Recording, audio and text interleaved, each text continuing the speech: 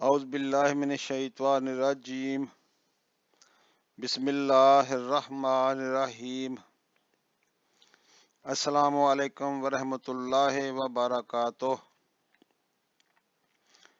ناظرین، آج میں آپ کو سورۃ ناس اور اس کا ترجمہ بتانے لگا ہوں۔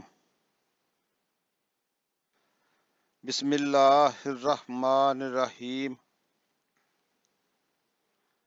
قل اعوذ برب الناس مالک الناس الہ الناس من شر الوسواس الخناس الذی یوسوس فی صدور الناس من الجنات والناس۔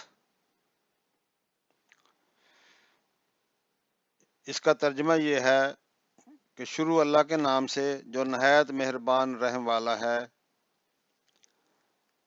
اے نبی، آپ صلی اللہ تعالیٰ علیہ وآلہ وسلم کہہ دیجئے کہ میں آدمیوں کے مالک، آدمیوں کے بادشاہ، آدمیوں کے معبود کی پناہ لیتا ہوں،